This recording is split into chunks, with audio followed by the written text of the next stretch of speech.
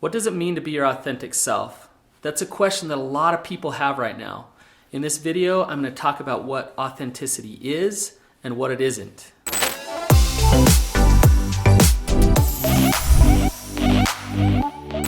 You may not be authentic and not even know it. I'm going to talk about things that you're doing that are disingenuine and not authentic. And when you hear it, you might be thinking, oh my goodness, that's me. And stay to the end because I have a free gift for you that's going to help you be more authentic. What is authenticity? I think to understand what authenticity is, let's talk about some synonyms, some words that really define authenticity. So first one is honesty. An authentic person is an honest person. They can own what is. They don't omit things. They don't minimize things. They don't rationalize things. They just are honest. They just say what is, and they can own what is when things are asked of them. So honesty. The next one is genuineness.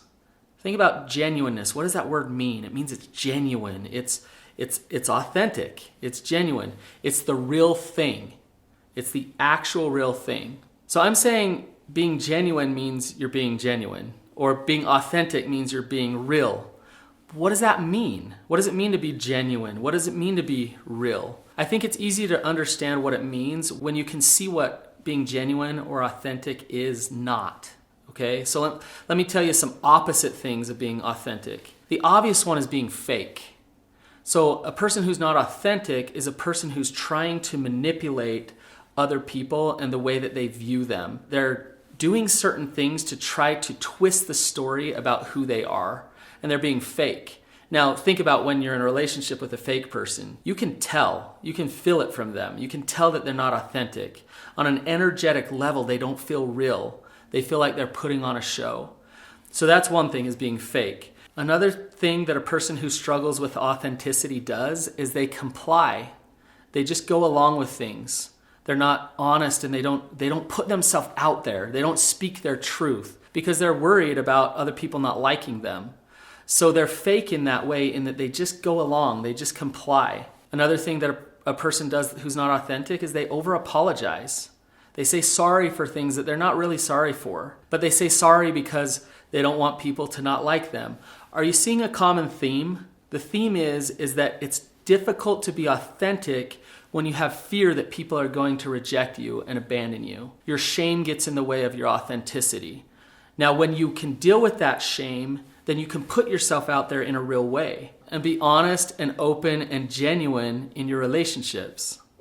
Before I move on, I got to talk about just a couple more things that a disingenuine or a person who struggles with authenticity does. One is just lying. They lie to your face. Obviously, you're not authentic if you're a liar. Two is they avoid. They can't stay in things that get difficult. They run and they hide, and it's too much for them. When you can't hang in there in a relationship, what you can't do is own your own emotions and deal with them in that moment. You're avoidant of that. So you escape, you avoid, and you disengage. That is not authentic behavior. Authenticity is honesty and vulnerability in action. A person who's authentic is a trustworthy person. A person who's authentic is a person who can create healthy relationships in their life.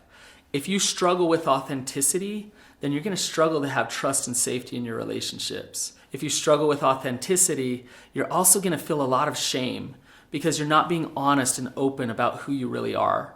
And people are going to be uncomfortable around you if you're fake all the time. So in order to practice authenticity, I challenge you to be honest when it's difficult to be honest, to step into the hard things, to own what is, even when you might have a little bit of fear that somebody might not like it. Say it anyways, do it anyways, and just be open and honest and authentic. Thanks for watching, guys. I hope you found it helpful. Now, I've developed a free resource that takes you way more into depth and gives you some real tools to reset your relationship. So please check out the link in the description for that free resource. See you next time.